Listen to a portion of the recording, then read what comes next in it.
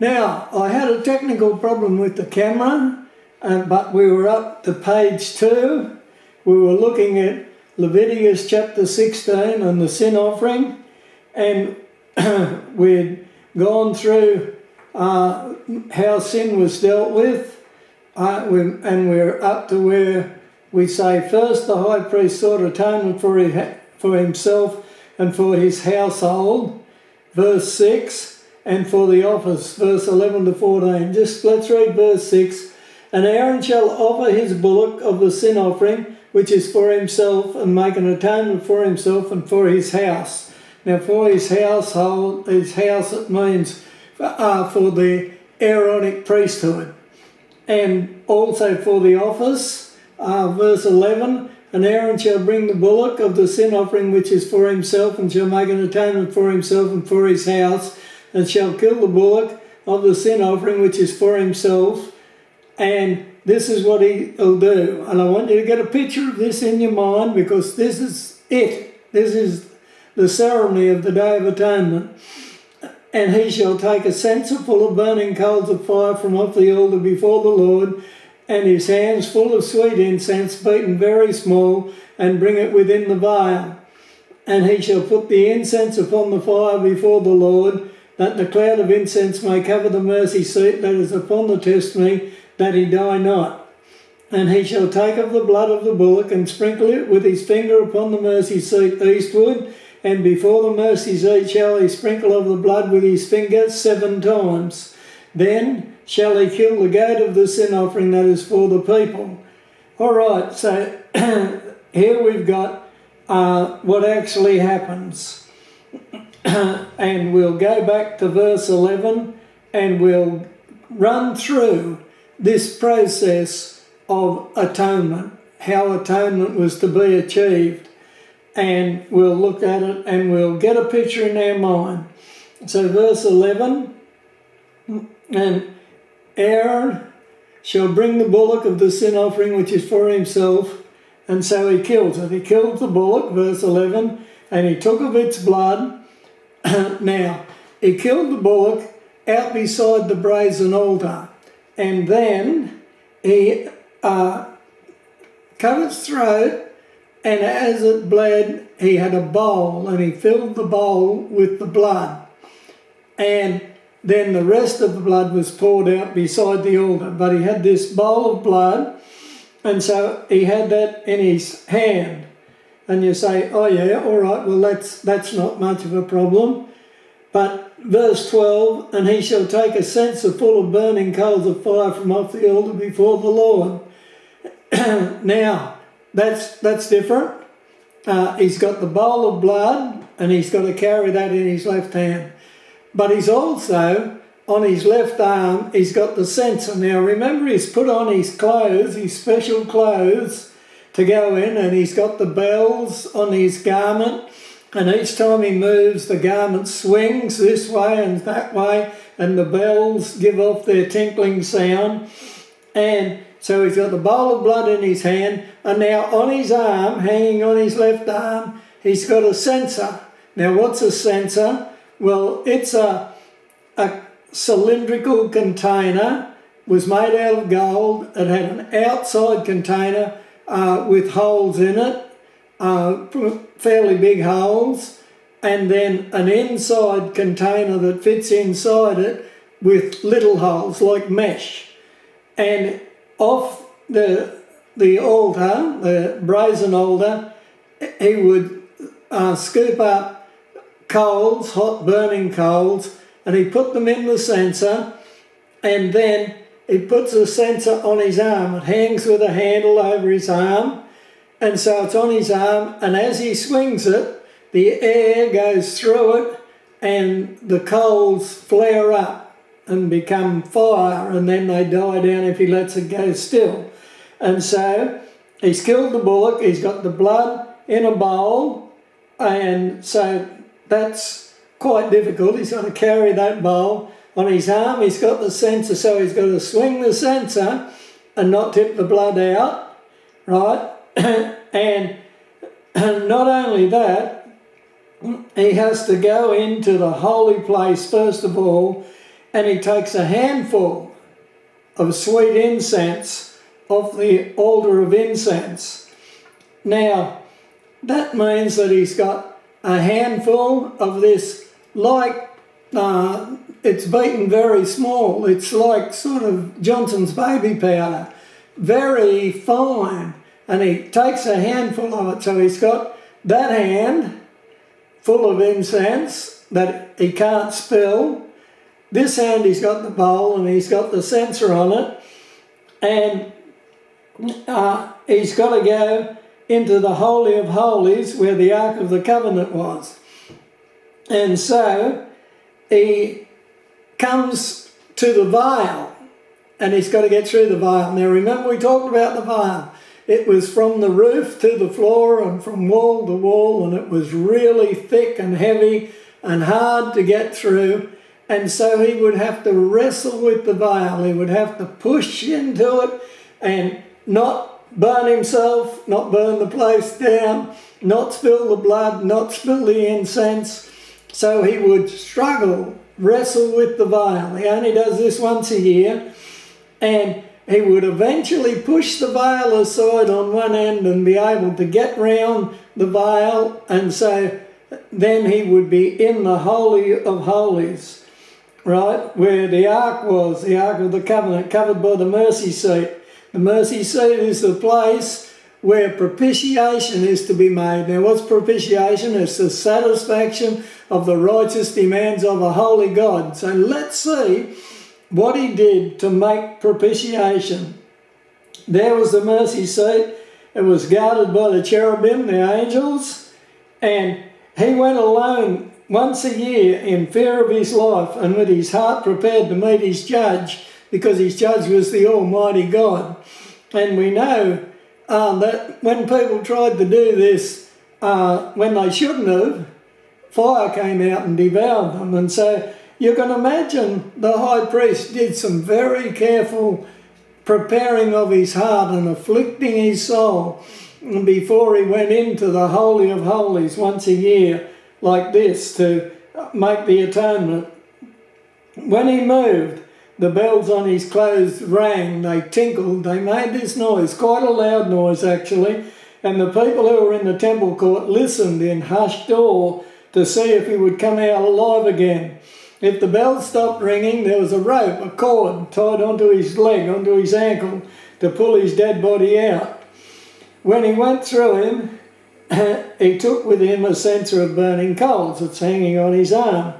As soon as he entered the Holy of Holies, he didn't go wandering about or anything. He got through the veil and he turned and he faced the Ark of the Covenant, and immediately he put the sweet incense out of the right hand into the censer hanging on his left arm, and he swung the censer. He moved it so that the flames, the coals burst into flame, and it immediately it began to give off a beautiful sweet smell, because that's what the incense did.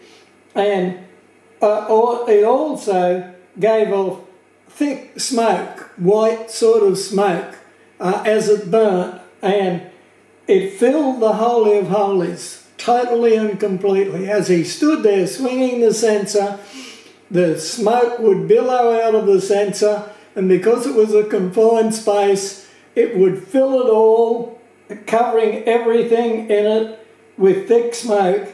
Verse 13, and he shall put the incense upon the fire before the Lord. So he's in the Holy of Holies, that the cloud of the incense may cover the mercy seat. So the mercy seat is the centre of attention here now, that he's in there. And the cloud of the incense covered the mercy seat that is upon the testimony, that he die not. Now, it covered it, the mercy seat, not to protect God, but to protect him. It's that he die not. It means if he doesn't do this, he'll die. God will strike him dead. And so for the high priest, this is a moment of truth as he stands and he faces the Ark of the Covenant. He would then advance into the middle of the Holy of Holies, facing the mercy seat, facing the Ark of the Covenant, and he would sprinkle the blood of the bullock on the mercy seat and before the mercy seat 7 times. Right, verse 14. And he shall take of the blood of the bullock and sprinkle it with his finger upon the mercy seat eastward, and before the mercy seat shall he sprinkle the blood with his finger 7 times. So he's got the bowl of blood and he dips his fingers in. Now we think he probably dipped 2 fingers in, and he would dip them in and he would put the blood on the mercy seat 7 times. Now, not only on the actual mercy seat itself, but before the mercy seat too. It says, and he shall sprinkle it with his finger upon the mercy seat eastward, and before the mercy seat shall he sprinkle the blood with his finger 7 times. And so, what he was doing, he was in type or shadow, he was paying the wages of sin. Sin required death, so the blood had to be given. And so that's what he would do. He would sprinkle the blood on the mercy seat and 7 times, and then he would turn around and he would come back out. Now he could get out easier now because he didn't have the incense in his hand. He still had the bowl of blood and the censer, so he would come back out through the veil into the holy place, and then out into the court where all the congregation were. Now they were all out there, and what were they doing? They were listening to hear if the bell stopped. And if the bell stopped, they knew that God had not accepted their sacrifice and that atonement had not been made. But they listened for him to come out, and he took then the 2 goats and cast lots for the scapegoat and the sin offering for the people. Now he'd gone in and he'd made an atonement for himself and for the priesthood. And then he comes out, verses 7 to 10, and he shall take the 2 goats and present them before the Lord at the door of the tabernacle of the congregation, and Aaron shall cast lots upon the 2 goats, 1 lot for the Lord and the other lot for the scapegoat. So they've already sorted this out before he goes in the first time, which goat is for which. And Aaron shall bring the goat upon which the Lord's lot fell, an offering for a sin offering. Right, but the other goat, he puts it aside for now.